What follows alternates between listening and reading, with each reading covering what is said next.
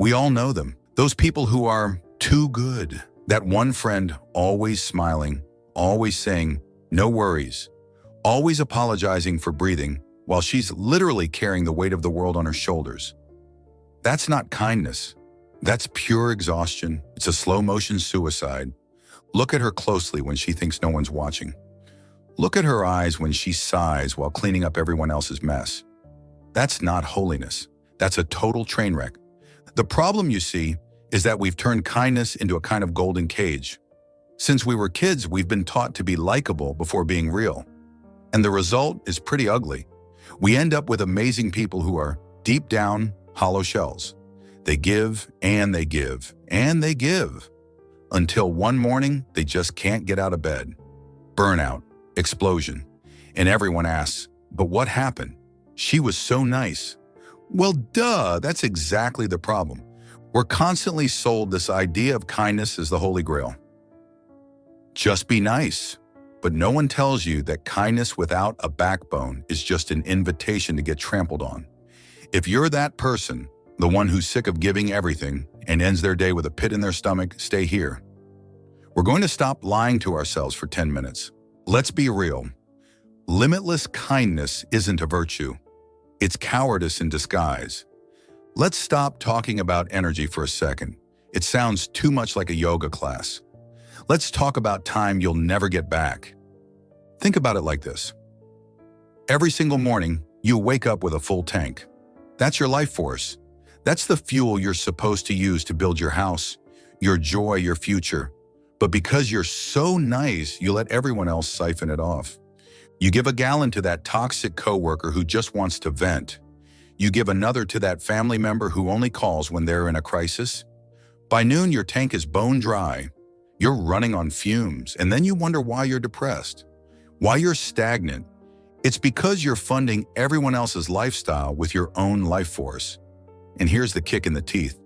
They don't even appreciate it. Why would they? To them, you're just a free gas station. They don't see the sacrifice. They just see a resource.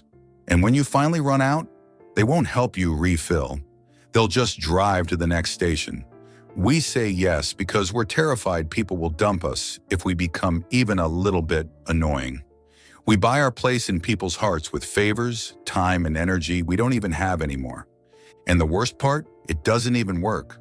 The more you flatten yourself, the more invisible you become. Eventually, people stop seeing you.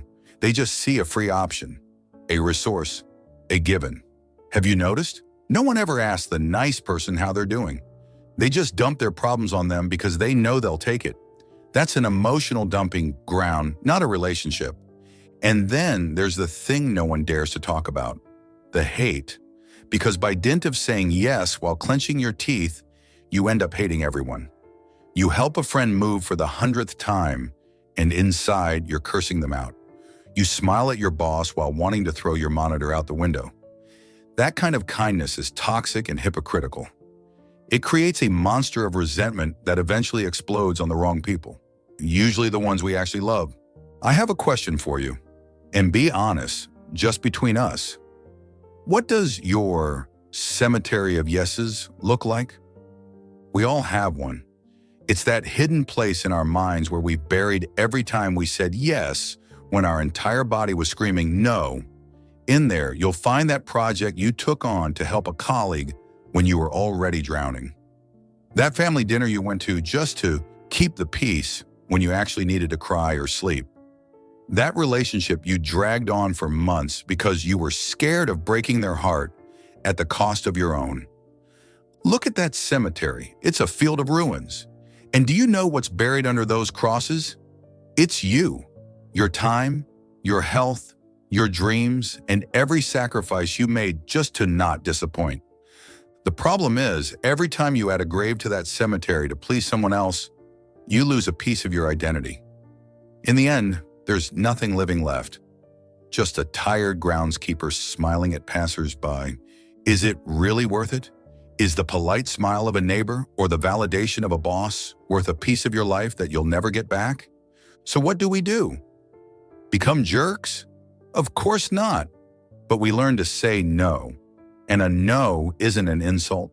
It's setting a boundary. It's saying, this is my home, and right there, you're stepping on my flowers. 7:30 to 10.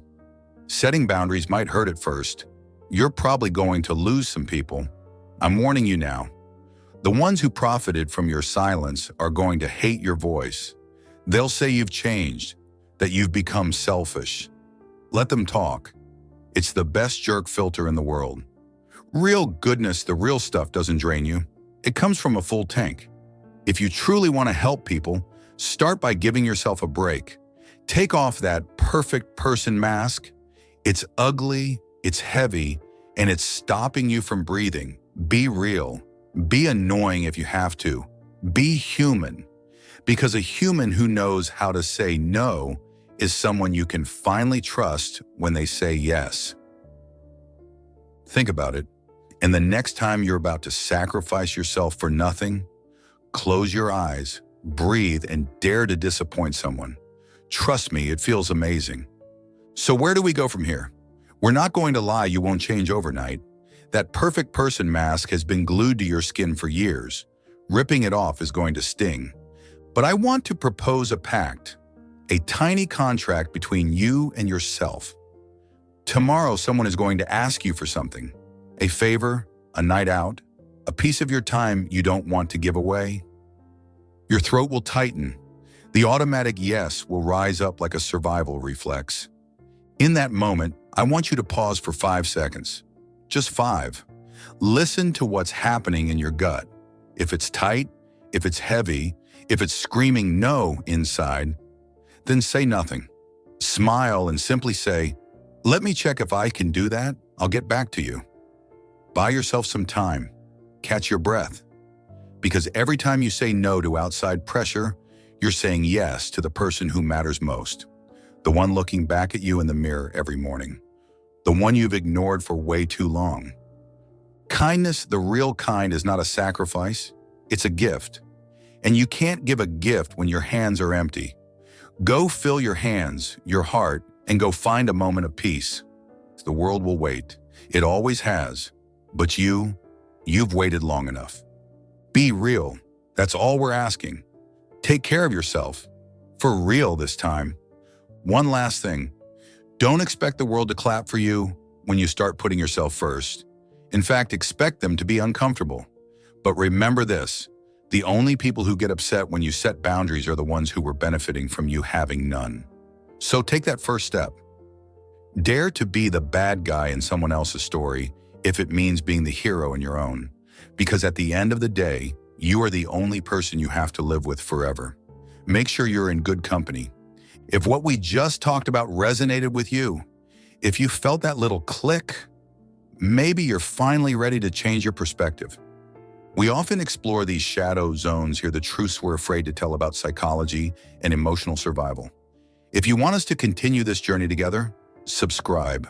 Not for the numbers, but to remind yourself every week that you have the right to exist for yourself. And if you've got another 10 minutes, I've posted another video right here. It's the perfect companion to what we just watched. Thanks for staying until the end. I'll see you over there.